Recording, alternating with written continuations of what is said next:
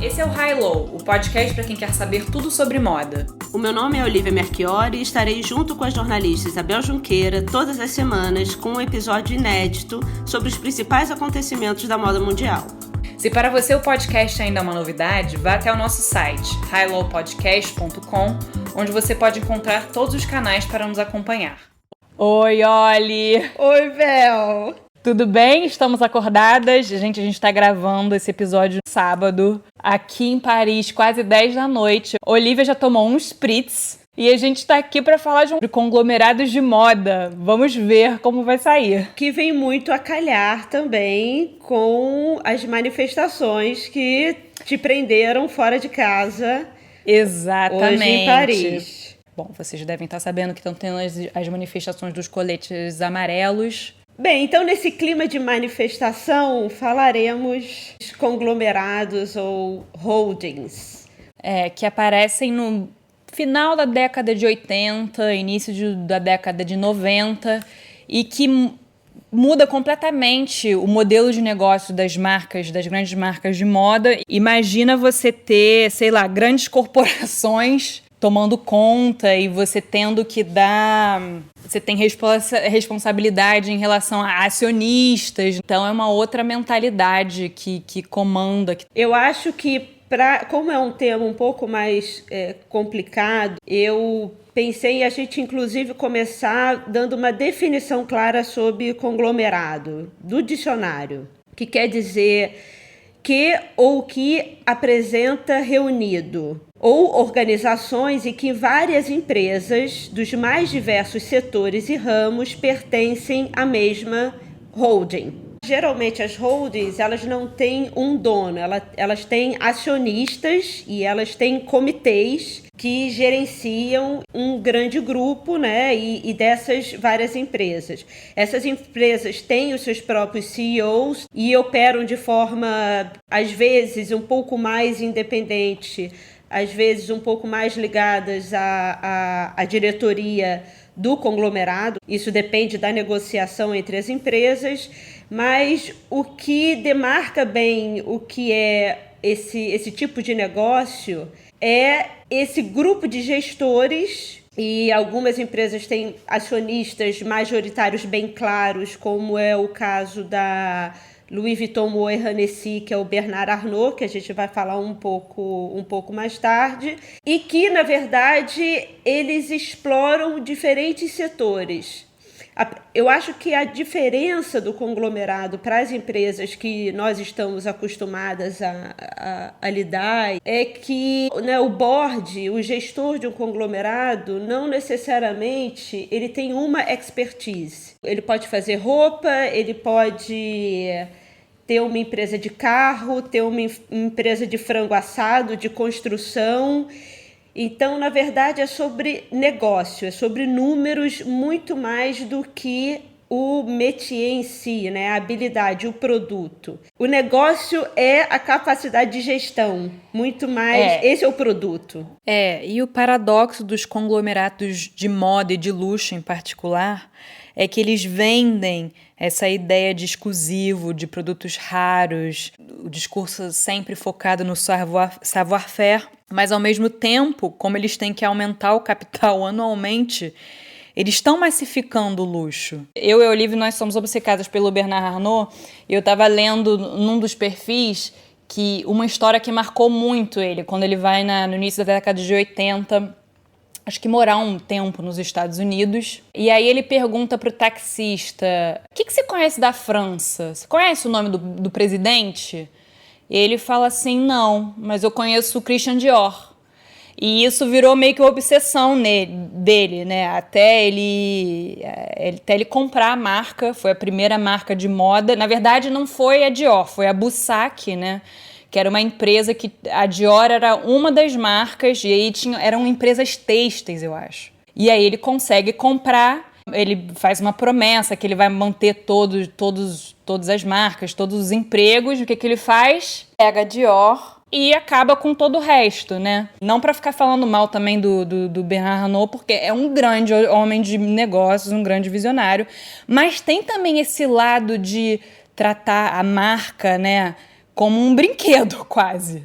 É isso, né? Eu acho que o negócio realmente desses grandes grupos é o negócio. O produto que é importante é o lucro em si. Se estiver sendo lucrativa, a empresa está bem. O que brilha os olhos desses grandes diretores, donos desses conglomerados, é a capacidade de gestão, de fazer a coisa acontecer. Também só situando historicamente quando isso tudo acontece, a gente pensa, né? Imagina, Christian Dior, assim como diversas outras marcas, inclusive com exemplos aqui no Brasil que a gente vai dar daqui a pouco, é alguém que começa, um costureiro, no caso da Christian Dior, ele sabe um ofício, ele trabalha aquilo com uma relação muito próxima ao seu time, à sua equipe, aos seus funcionários, ao seu cliente. Aos poucos, a empresa vai crescendo e existe esse distanciamento entre quem faz e quem gere e as pessoas que trabalham e as pessoas que compram. Isso vai se elevando ao passo que, na década de 90, existe um boom da economia americana. Existe na moda essa mudança de paradigma, onde o produto de luxo ele vira uma marca, né? A década de 90 é a época da logomania, é a época que o branding e o marketing se tornam presenças cruciais, né, no mercado, na venda de roupas. E se antigamente o mercado de luxo vendia um produto onde você vestia e ele era um produto de luxo porque o tecido era caro, porque a costura era primorosa, porque ele revelava em si esse cuidado, né, do métier, né, da habilidade da confecção.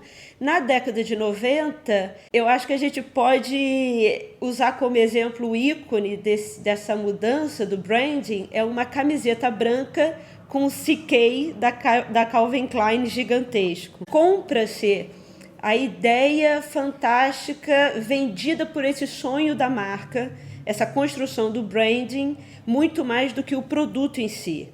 E o que isso faz com o negócio? Ele começa a dar a possibilidade de margens absurdas. Se o Christian Dior antes estabelecia e tinha um cuidado tanto com seus funcionários, que se tratava como uma família, né? De se pagar bem e de ter os melhores profissionais, porque ele sabia que o produto dele dependia da habilidade desses profissionais em construir com excelência aquele produto. Na década de 90, quando o produto em si não é tão importante e o que viraliza é a marca, você não precisa de funcionários tão habilidosos e habilitados.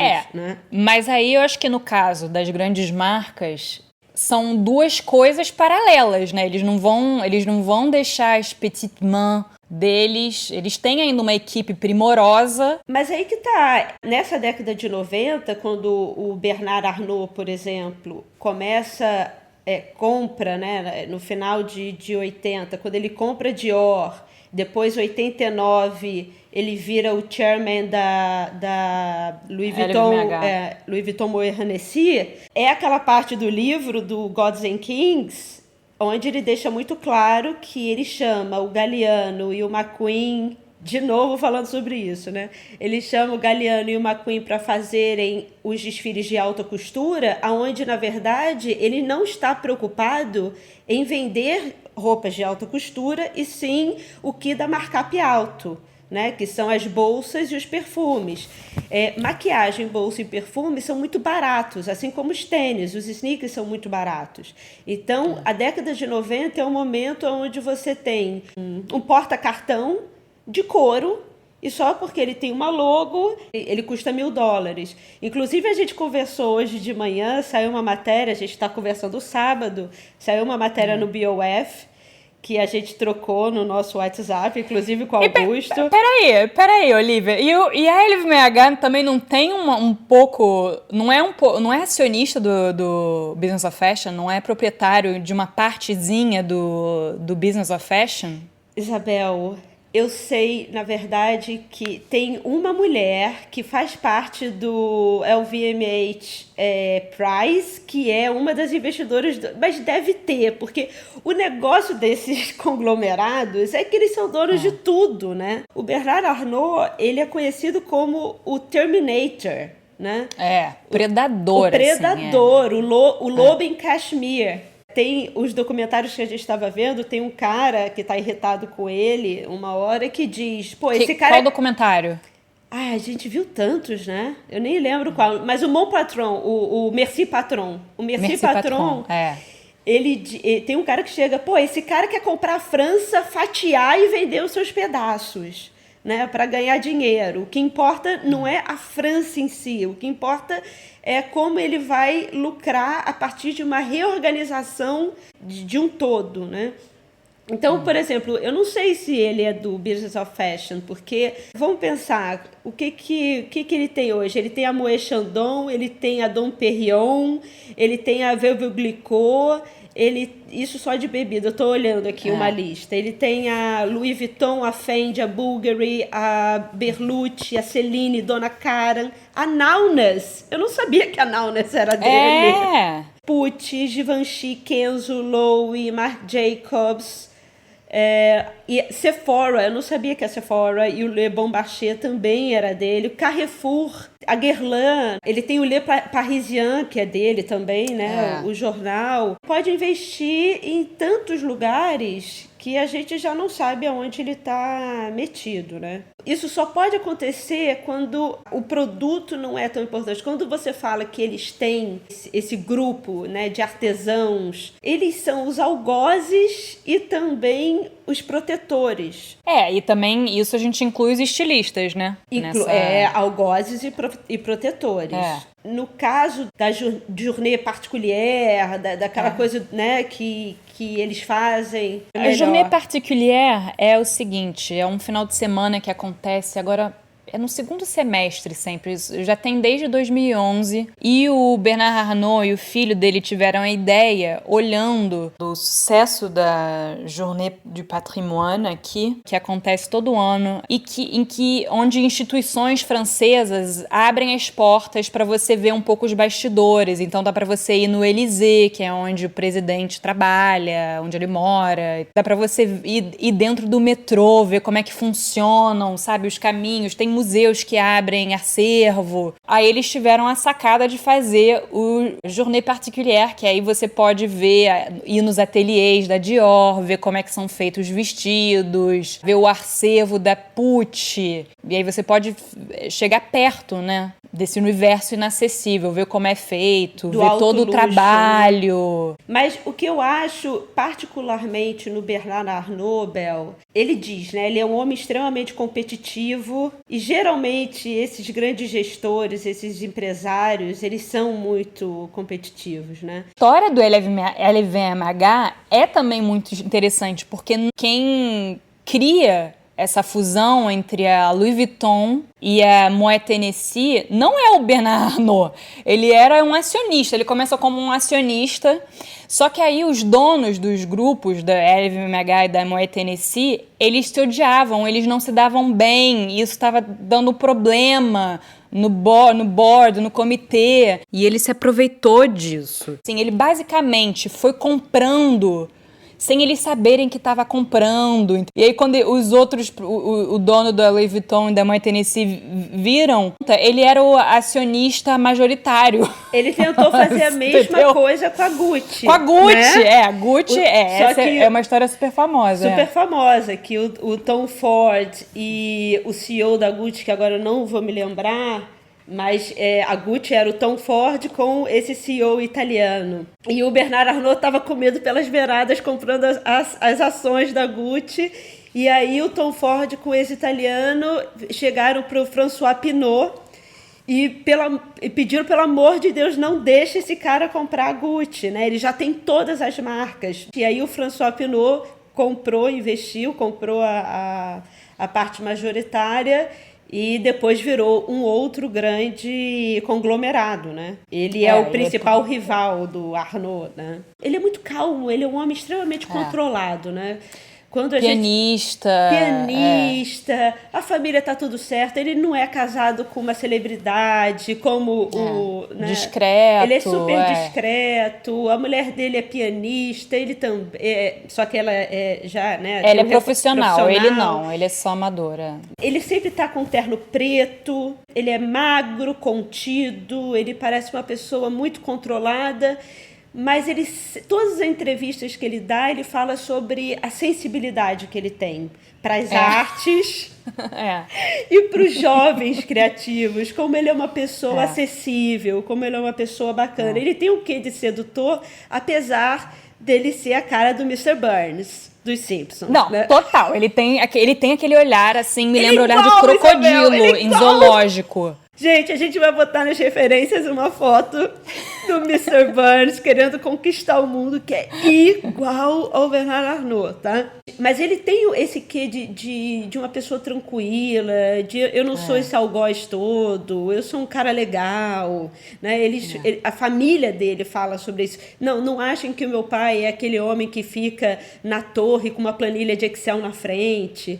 Né? Ele não é isso, ele é um cara bacana, ele joga tênis, ele toca piano, mas o McQueen, ele tinha um ódio do Bernard Arnault, que ele, escondido, preferiu vender a empresa dele para Gucci, mesmo ele trabalhando para Givenchy, que na época já era do grupo do Bernard Arnault. Mas ele falou, eu posso trabalhar para esse cara, mas a minha marca, o meu nome não vai para ele, vai pro concorrente. Talvez ele não seja essa pessoa tão tranquila e controlada como ele se vende na mídia, né? O que é incrível dele, ele tem uma particularidade que o conglomerado dele, todas as marcas que ele trabalha são marcas de luxo. Inclusive, quando você falou, mas ele mantém os artesãos de alto luxo, né, com as habilidades. Com a parte dos negócios, que é a menor parte, que é verdadeiramente luxo. É o luxo, mas eu acho que ele precisa disso pelo fato de ele entender que ele ganha dinheiro criando um desejo ilusório. Ah, sim, né? Claro. Que compre o perfume da Chanel e você faz parte do mundo da Chanel. Mas ele precisa criar. A Chanel, no caso, não é dele, né? A Chanel é da família Wertheimer, que é a família que... O Pierre Wertheimer, que era o sócio da Chanel mesmo, desde o início, e aí passou para os netos, agora são 2 irmãos. Só que, obviamente, eles tiveram que também entrar numa lógica de corporate total, né? Tanto que esse ano eles liberaram pela primeira vez o balanço anual, porque eles nunca revelavam isso. Esse ano, pela primeira vez, eu não sei se é porque tem sempre gente tentando comprar. Olha, assim, se a gente pensar a Louis Vuitton Moet Hennessy, ela tem 70 marcas em 6 segmentos diferentes. Ele cria, a partir dessas marcas, com a Fundação Louis Vuitton, né, com a empresa de iate que ele comprou, né, por conta do próprio iate. E ele vai criando um mundo de luxo que fortalece essa venda desse luxo que é a matéria que a gente leu hoje de manhã, chama do luxo medíocre. Essa matéria a gente também vai deixá-la no site, na parte de referências. Mas o que ela diz é como essa mentalidade muito dos conglomerados e dos investidores, que são, na verdade, financeiras e bancos por trás das marcas de moda, de luxo, criaram essa ideia do luxo acessível, que nada mais é que corromper a ideia de luxo, que é completamente paradoxal. Paradoxal, porque luxo é algo elitizado. Exclusivo. É algo que não tem para todos, por isso que ele é luxo, né? E aí, quando você faz um luxo para todos, essa ideia... uma massificação do luxo, né? Mas aí você não pode mais ter o produto, não tem a qualidade de um produto de luxo, mas ele tem a marca. É aí que tem as margens gigantescas, né? O Bernard Arnault, ele fala muito sobre isso, que uma vez ele encontrou o Steve Jobs, e o Steve Jobs disse para ele, né? 2 grandes homens de negócio, e o Steve Jobs disse para ele... Eu fico imaginando que o meu produto né, a Apple, ela vai desaparecer daqui a pouco. E certamente todos continuarão tomando a sua Dom Perignon. Dom Perignon, eu vi essa entrevista também no YouTube. Mas né? Ele foi muito inteligente em ver, né, que reforçando essa coisa do passado, né? Da tradição, né? O que é luxo, porque está há muito tempo fazendo algo muito bem. Mas aí, ao mesmo tempo, ele teve a inteligência de trazer realmente os melhores estilistas para fazer o link com o hoje, né? Imagina, nos anos 90 ele pegou os três, assim, ele foi direto ao ponto. Galliano, McQueen e Marc Jacobs. Um pouco depois do Marc Jacobs. O Marc Jacobs, mas foi assim, um pouco depois, assim, bem ali, 97, 98, né? E eu li tem uma matéria maravilhosa na New Yorker, que eu também vou botar no site, que a New Yorker publicou bem, né, assim que o Marc Jacobs entrou na Louis Vuitton, chama Paradoxo dos Luxury Goods, dos produtos de luxo. Fala muito bem desse choque de mundos. E aí, logo no início, fala que o Bernard Arnault mandou lá alguém que trabalha para ele para ver, né, como é que é no estúdio do Marc Jacobs, e que adorou, sabe, aquela bagunça, um entra e sai de gente. E aí ela fala assim pra jornalista: a gente adorou ele é elegante até de tênis.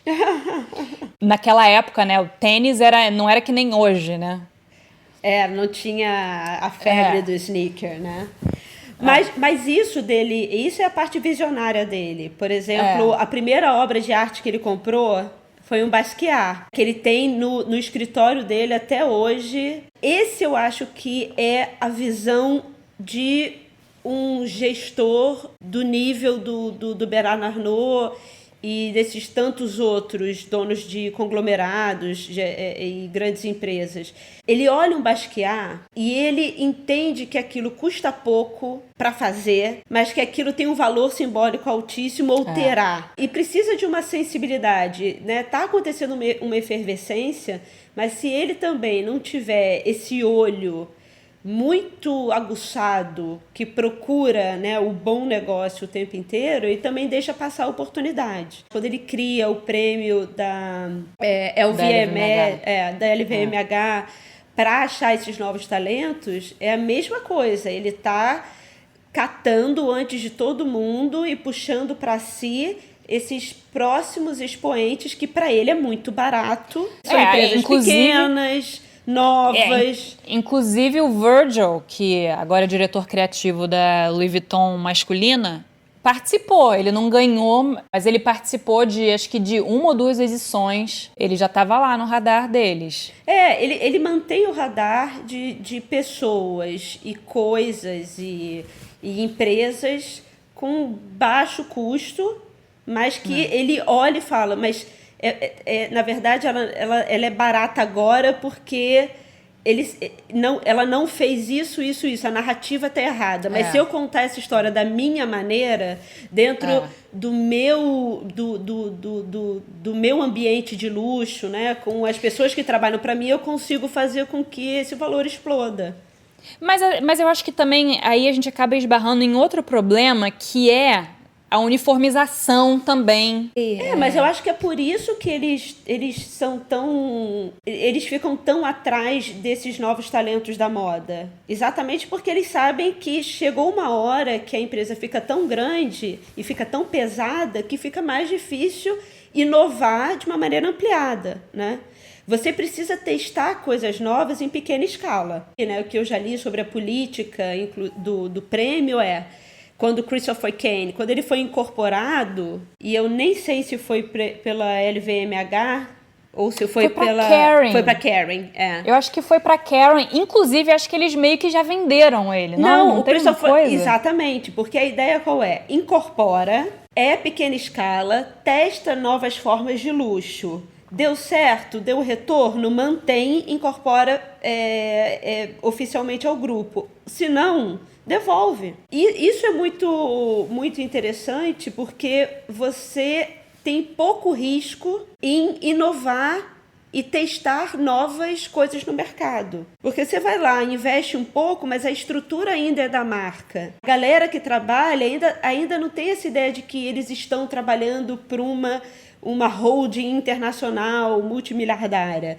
Mas eles podem beneficiar da estrutura, né? Eles podem se beneficiar do know-how, obviamente. Sem dúvida, mas isso é muito barato ainda, né? É porque ainda é pequena escala. Mas aí, por exemplo, Olivia, e vamos pegar, de repente, o exemplo do Marc Jacobs.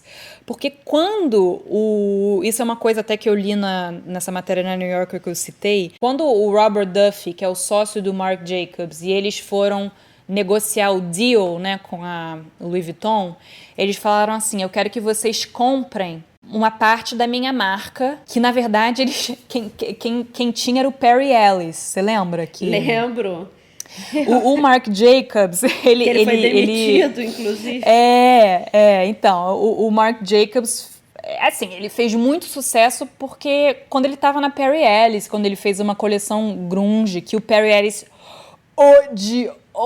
detestou, tanto é que logo depois ele foi mandado embora, e aí nessa que ele foi mandado embora, eles negociaram com ele nesse package para demiti-lo, para comprar uma parte da marca, e acho que depois eles não sei se não estava funcionando, aí na verdade foi a LVMH que comprou essa parte que era do Perry Ellis. E aí, como é que tá? Como é que o Marc Jacobs ainda tá na LVMH? Agora eu nem lembro mais. Bel, tá porque ele tá Mas tá, assim, com máscara de oxigênio ali, né? Porque eu acho que o Marc Jacobs também está muito desiludido com a vida, né? Quando você vende a sua marca, você perde o controle um tanto das coisas e vira um funcionário de alguém. E muitas vezes que quer dar um caminho para sua marca que não necessariamente é aquele que você gostaria. A Proenza Schuller acabou de comprar de volta a marca dela, né? A Stella McCartney recomprou. E o Marc Jacobs, eu sei que ele ainda tá, porque se você entrar no site do prêmio LVMH, ele tá lá. Ele ainda tá lá. Tá lá como diretor criativo da Marc Jacobs. Aqui no Brasil aconteceu algo semelhante. O Alexander Ercovitch foi comprado pela Inbrands, que é um dos conglomerados brasileiros, né? Que é dona da Salinas, da Richard, da Bob Store, sei lá, da Alexander Ercovitch, né? Elos. Foi comprado, ficou um tempo lá, trabalhando para a própria marca, depois deixou o nome dele lá e foi trabalhar com o marido na Alagarçone, com o Fábio. Aconteceu com a Isabela Capeto, né, que ela foi comprada, depois ela brigou na justiça para recuperar o nome dela. Quando dá certo, é maravilhoso. Mas também, quando dá errado, deve ser complicado você perder o seu nome. Você que trabalha tanto com jovens criadores, você aconselharia um jovem que já começou a marca dele de vender? Eu acho que tudo depende da negociação. O problema é que os jovens dificilmente têm essa cabeça de empresário e investidor para entender os meandros de um contrato. Mas eu acho que hoje em dia já ficou claro essa atitude, essa atividade de comprar nomes de marcas para depois serem exploradas fora da direção que o designer gostaria que ela fosse. Aconteceu com o Sommer, né, que não tem mais a marca dele, a própria Fórum e a Tufi Dueck e a Triton, que também foram para a mão da AMC, que é outra holding nacional, que detém a Coach.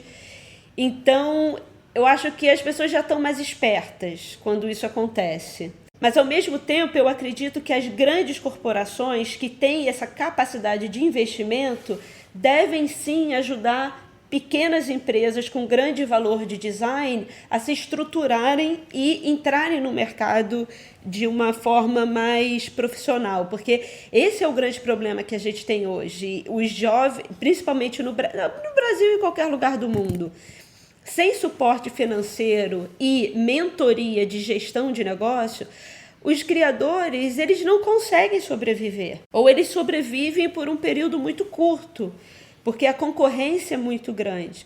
O problema é o investidor. Também não estou dizendo, que não estou sendo poliana de achar que o investidor vai ser, eu vou ajudar a marca e depois, quando ela estiver dando lucro, deixa ela sozinha, fazer o que ela quer. Não, mas tem que ser um pouco menos agressivo e um pouco menos usurpador da inocência alheia, né? Para fazer com que a ideia consiga germinar, porque é essa galera nova que consegue reoxigenar o mercado para atender novas demandas de novos consumidores. Por exemplo, Marques Almeida, a Rita e o Paulo, eles são de Portugal, se formaram na Centro St. Martins, ganharam o prêmio... O prêmio LVMH, eu conheci eles lá. Então, compraram, vieram aqui para o Brasil em 2014, né? Olivia levou. Se trouxe. Principalmente a Rita tem uma cabeça de negócios fantástica. O Marques Almeida eu acho um caso de sucesso. Eles ganharam o LVMH, ganharam os 300 mil euros para sustentar a marca, estão no processo ainda de mentoria e eu acho que muito provavelmente serão incorporados ao grupo de forma definitiva. Mas porque eu acho que eles conseguem aliar o design à ideia de negócio. Se você já tem um pouquinho a mentalidade de negócios, né, você já faz do seu jeito, né? Você já consegue negociar e começa e você já consegue perceber algumas coisas e entender que o mundo você também não vai fazer só o que você quer. Você precisa atender uma demanda de mercado ou criar uma demanda de mercado. Então você usar essas mãos grandes, né, dos conglomerados ao seu favor pode ser muito benéfico. O problema é esse. O problema é que grandes corporações, principalmente aqui no Brasil, o que a gente viu, foram deles terem comprado marcas e transformado as marcas em camisetas estampadas para vender em massa. E aí virou um produto ruim com uma logo estampada para você ter essa margem maior. Isso não é um entendimento inteligente, porque depois de um tempo, o consumidor ele é tolo, mas ele não é bobo durante muito tempo. Você acha que o Michael Kors vai criar o primeiro grande conglomerado da moda? Americano. Porque para quem porque o Michael Kors, ele tem já o quê? Jimmy Choo, ele comprou a Versace esse ano, né, que foi uma grande surpresa. E parece que desse ano, do ano passado para cá, as vendas dele caíram. Então, trazer a Versace para ele dá uma ajuda, assim, na imagem, É isso. Eu acho que ele está entendendo que a fórmula que ele criou, que foi fantástica, e o levou aonde ele está em termos de faturamento, que foi o MK, a Bolsa da Carminha da Avenida Brasil. A Avenida Brasil fez o Michael Kors. O que ele entendeu naquela época, ele conseguiu criar uma logo, né, um chaveiro, basicamente, né, um tag dourado com MK, que ele botava numa bolsa boa, mas ele vendia a bolsa por 20, 30 vezes o valor que ele comprava. Mas depois de um tempo... O sonho acabou, né? Porque assim, não cria tanto desejo. E eu acho que a Versace, estando perto dele, eu acho que traz um glamour, né? Tem história, né? A Versace tem um patrimônio. Não, tem um patrimônio, tem essa tradição e por mais que seja também uma marca muito conhecida, eu acho que ela já se massificou menos do que o Michael Kors. O Michael Kors, ele virou aquela bolsa que ninguém mais aguentava porque... Qualquer pessoa que, sei lá, arranjou um emprego, está se sentindo um pouco mais estável na vida, compra uma MK, né, e sai pendurada no braço.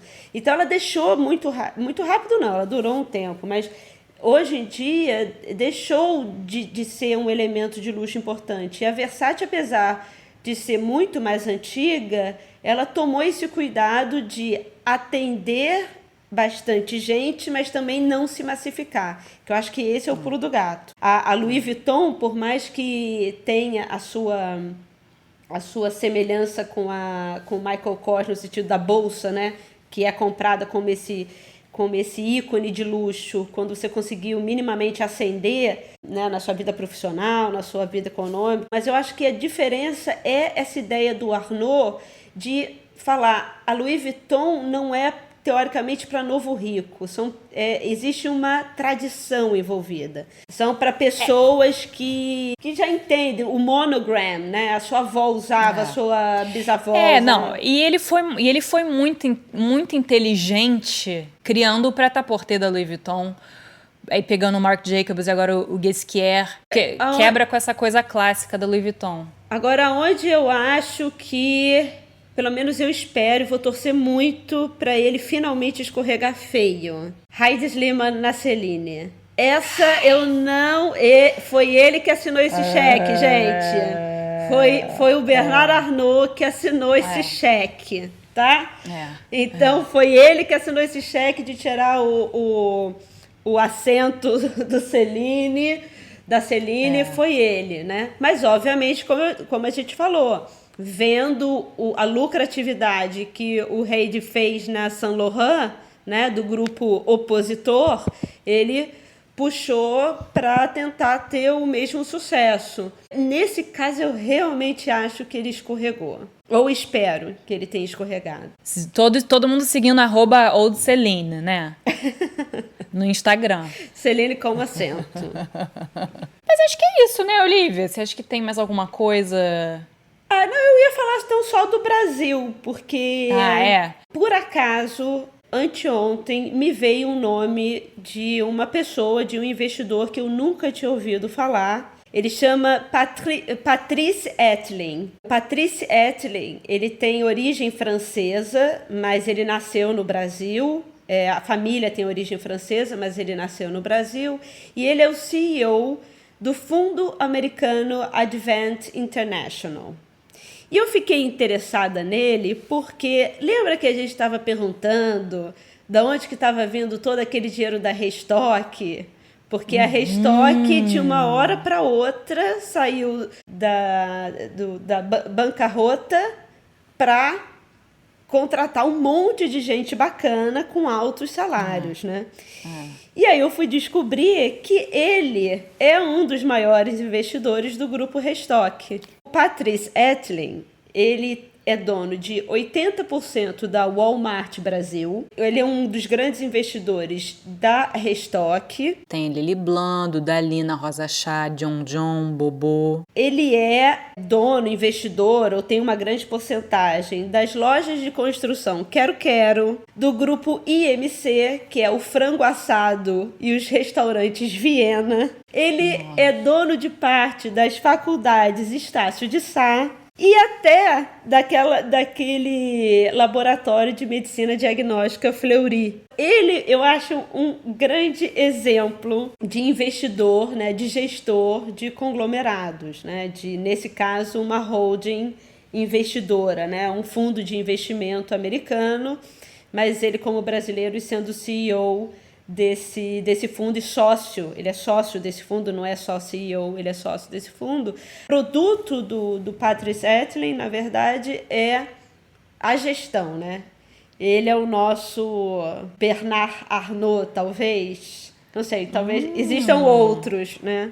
Mas esse foi... Se alguém souber de outros, pode enviar para a gente. Essa relação desses grandes investidores com os designers pode ser bastante cruel. E isso a gente viu na história do Galliano. Eu tenho certeza, tá? E eu acho também que tem um pouco a ver também com McQueen. Tem a ver com... Não, sem Tudo dúvida. a ver com McQueen, né? Tem.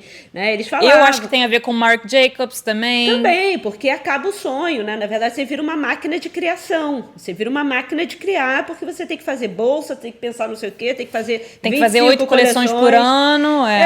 E mais os merchants, e mais a colaboração, não sei o quê. Mas o caso do Galliano, especificamente, eu tenho uma suspeita que eu poderia dizer quase certa na minha cabeça de que se o Galliano não estivesse, de certa maneira, não respondendo lucrativamente para Dior como ele havia feito no passado, ele diante daquele episódio onde ele xinga as pessoas no café parisiense, falando que eles são judeus, eles tinham que morrer, e que a mulher é horrorosa e tal. Se ele estivesse tão lucrativo quanto no passado, eu tenho certeza que o Bernard teria abafado. Tinham rumores na época de que ele meio que já estava querendo mandar ele embora. Não, já. E que isso caiu que nem, assim, foi perfeito o timing. E aí, se nós formos realmente paranoicas, a gente ainda pode pensar que se caiu perfeito ou se foi orquestrado para acontecer. Porque ele tinha um contrato com o Galliano muito fechado. E o Galliano estava pirado já não estava indo trabalhar, estava doidaraço. Todo mundo estava falando que o design dele não estava mais relevante, os desfiles eram caríssimos, ele estourava todos os orçamentos, ele era uma grande dor de cabeça. E o Bernard não podia demiti-lo. Então, é muito propício acontecer o que aconteceu, né? Fica aí a paranoia na cabeça de todos nós. Então tá, queridos ouvintes. Por hoje é só. E o nosso próximo episódio foi uma pauta sugerida pelo Jonas. Como é que é o nome dele? Jonas Kernen. Que pediu pra gente falar sobre um assunto maravilhoso, camp. Arrasou, Jonas. A gente recebeu seu e-mail e a gente amou. Ser o tema do gala da Met do ano que vem. Vai ter uma grande exposição no Metropolitan em Nova York. Falaremos de Susan Sontag. Acho chique. Como vocês sabem, vocês podem ir lá no nosso site Hello Podcast para ver todas as referências do que a gente falou, de todos os artigos. E não esqueçam também de nos seguir no nosso Instagram, @HelloPodcast. Obrigada por escutarem até agora e até o próximo episódio. Tchau, Bel. Tchau, Oli.